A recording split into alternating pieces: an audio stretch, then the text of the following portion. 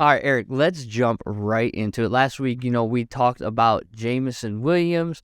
We talked about his expectations and can he be the next superstar. Well, we saw a little bit of superstardom from our number 2 overall pick last season. And the question is, what's he need to do to take that next step and be put into the conversation with a Bosa, with Bosas, right?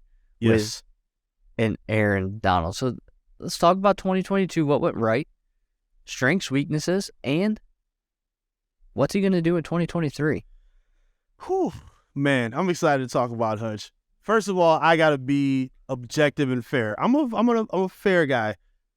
I was not high on – I'm not going to say I wasn't high. I wasn't for going after Hutch number 2. I was seduced by Kayvon Thibodeau. I thought he would have been a better choice. I thought he was more explosive and lined up in different areas. I was wrong. Let me look at the camera and say it. I was wrong. I have no problem admitting that. I'm cool with that. I'm totally fine with where we are with the Aidan Hutchinson. Because, man, this dude leaped off the screen. He started off not the best game against the Eagles to open up. Really took a hold of Carson Wentz and the Commanders' offense week 2. Had some kind of quiet games after that. But then I believe the Dallas Cowboy game is where he really kicked it up and started lining up in that 2-point stance and showed what you said, superstardom. Not good, not great, superstardom. He's doing things that you can't teach. He's showing a motor that players should aspire to have coming into the draft. He showed so much. I cannot be happier that the Lions ended up on him.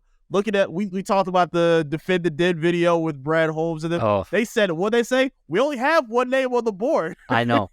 So they were clearly relieved and happy to land on Hutch the way they were. He looks every bit of a superstar, like you just said. I'm so high on what his ceiling can be for this team. And not only did they have one name on the board, they broke speed records to get the name to the podium, which then got them in trouble with the NFL because it's like, well, who do you think we're going to take at this point, right? And I definitely think 2022, a lot of pressure on a kid like that. He definitely met the pressure. Mm-hmm. He definitely said, okay, like, I got it. Yeah, he was out of position probably the first 6-7 games in the sense that they had him playing down. It seemed like he only was really using one move to get by defenders, which you can't do in the NFL. Right.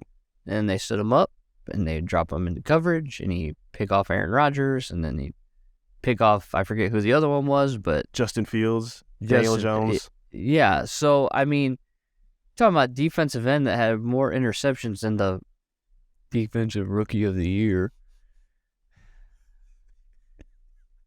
Detroit's own, shout out Sauce.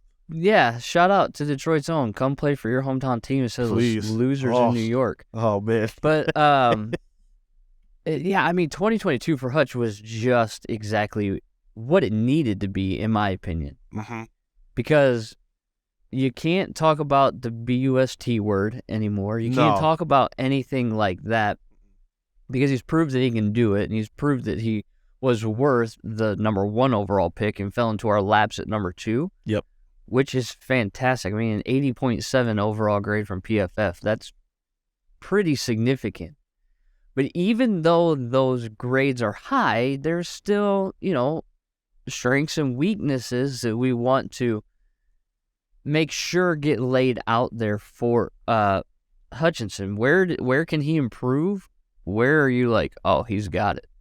Yeah, definitely not a finished product yet. I think we're seeing, as you said, I think the first few weeks he was kind of relying on that bull rush. He was a little over-eager in a lot of his rushes early and found himself out of position, letting up a lot of big runs outside on the edge. So he's got to work on his discipline in terms of run support. Yeah. Work on a better array of moves, I think would help. His hands are spectacular. I think that's one of his strengths. The way he was able to swim move, especially the Vikings, he put them tackles in a blender every single time he lined up against them. Swim move, spin moves against Dallas, I believe. Also, he really stepped up and was able to be a lot more creative and aggressive as a pass rusher when he got in that 2-point stance.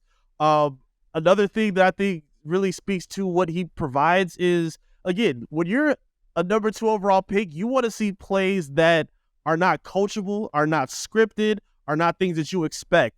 And he was leaping off the screen, taking over games, setting the edges. David Montgomery better be happy he's a Lion now, because I'm sure he still got PTSD off that tackle that Hutch laid him out on at the goal line.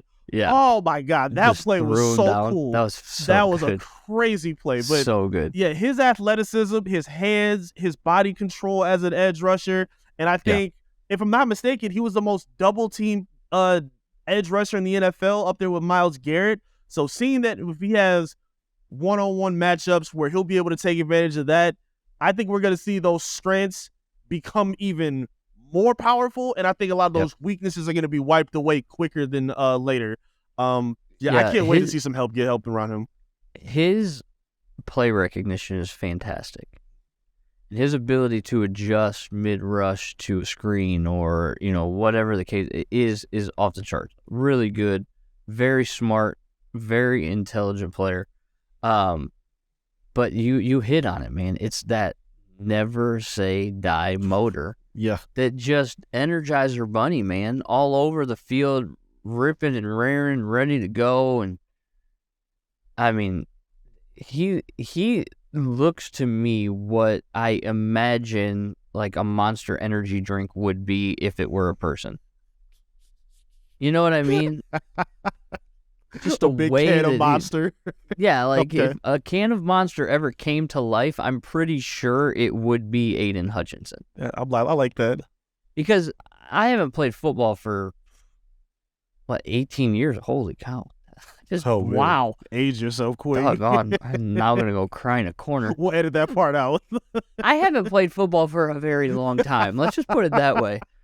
Jeez. My non-football career would be going to college at this point. Exactly. God bless America. He makes me tired. That's all I was trying to say. Just watch it. Yeah. But I will say he does need to improve his run game. Defense. He's a great pass rusher, but we need you to be able to stop the run too, especially against teams like the Vikings or against teams that are going to run the ball, because you have to be a good two-way defender in the NFL to be elite. Yeah. So we gotta increase the run game stoppage for him. I think we saw some improvement with that. The Jets game, he was really, really good, especially in the first half. And just real quick on the motor, because I don't think people really take into account how active he really was. He had, I want to say, 2 or 3 fumble recoveries. If you watch him, he's not even in the play on each one that he recovers. He's on the other side of the field just hauling, and then he finds himself in the play because he was being so active. Yeah, man, he deserves a lot of high praise for what he's done with his team. He does.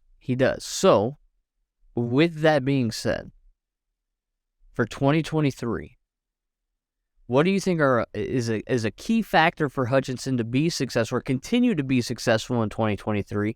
And then how do you see 2023 going for Hutchinson?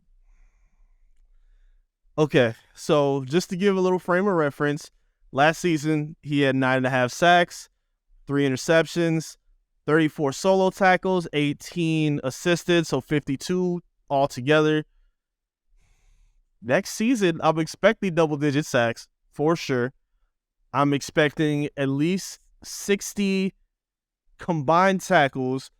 And at this rate, too, there were some, so we talked about this a lot in his rookie year, where everything was not predicated on numbers. I still believe in that. However, there are some plays and some stretches and some possessions that we don't even see him sometimes. He should be seen every possession at this point. Every possession. And if he's not Myles Garrett, cool. If he's not Nick Bosa, cool. But could he be Joey? Yeah, that's what I saw. I saw a more athletic version of that. I feel like he's more than capable of being one of those guys. I feel like we saw that with him. Again, the resources are going to be put in a position where he's going to be even better. So, yeah, I'm expecting an increase in everything. His volume of, sacks, tackles, as well as the disruption of batting down balls and just being a force in every way possible. I'm expecting that to increase this season. Which you can't really measure, right? Like, you can't measure force. Yeah. But eye test thing. For him to be successful, James Houston has to be a player, which, I mean, he is, and he needs to continue to be.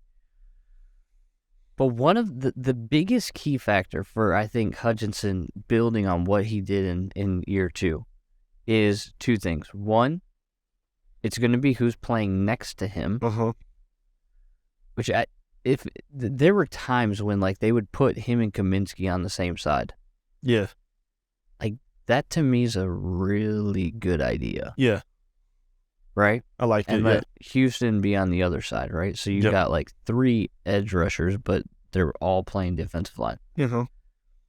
Who's playing next to him matters, but then also he's got to continue to stay hungry. Like it can't be one of those situations where he's like, all right, and I feel like I can mail it in. Like you said, there were stretches where like you wouldn't see him. Every play has to be the last play. Every play has to be, I'm going to win this play, I'm going to win that play, I'm going to win that play, I'm going to win that play. And if he does, I mean, the numbers are going to go off the chart. Double-digit sacks, he was a sack and a half away from that. There's no reason why he couldn't get to 15. Right. There's no reason why he can't, have those massive numbers when it comes to tackles. And honestly, at the end of next season, I want to see him in the conversation as the best pass rusher in the league going into 2024. Yep. That's kind of where I see the trajectory going, and I don't think that it's really that crazy to assume or to think that could happen. And 2023 with a Pro Bowl nod. Right. It's really quite exciting. But I don't want to overcomplicate it either. Yeah, I don't think you are. I don't think you are at all. It's something else he improved on too, because what we saw to start the year off was him struggling against mobile quarterbacks. He got a lot better at that when he started putting him in the 2-point stance. Agreed. And when he started doing other things like Daniel Jones is mobile, he took down Justin Fields. I love talking about taking him down because any slander we could give to the Bears will make me happy. Any slander is good slander for the Bears. Yeah, sure. And also you just spoke on Houston having a rise in production, Kaminsky playing well, McNeil and Buggs having an impact. That all goes to credit for Hutch. As long as he's seeing the attention he did, because he was getting doubled a lot. From tight ends to guards to tackles. Everybody was giving him a push, and he still found his way in the middle of a play. So, yeah, he was really good in terms of not just playing against statues like Carson Wentz or Kirk Cousins. He was keeping up with Justin Fields as well. And I think that shows to that superstar ability that's very, very possible for him. And that's kind of what we said, right, at the beginning of last year. Is it's not about the numbers. It's do I see you improving week to week to week to week. And we saw that from Aidan Hutchinson, and that's why 2022 was successful. And 2023 is going to be successful as well. But we want to know what you think, too. So let us know in the comments down below this video. Make sure you like this video and share this video. And tell us, what are your expectations for Aidan Hutchinson going into 2023? Now, Eric, let's talk to the people about Gear Up Detroit. Let's do that. Hey, Detroit sports fans. Did you know you can now rep your favorite team in style without even leaving this page? Gear Up Detroit store is now available right here on YouTube, just below the video you're watching right here. Yeah, that's right. You can browse through our range of high-quality, unique, and stylish merchandise from all of your favorite Detroit sports teams, the Lions, the Tigers, the Red Wings, the Pistons, without missing a moment of your favorite Detroit sports show, Beyond the Box. And if you want to explore even more awesome gear, you can always visit GearUpDetroit.shop for a full range of tees, hoodies, hats, and more swag, all designed by talented local artists.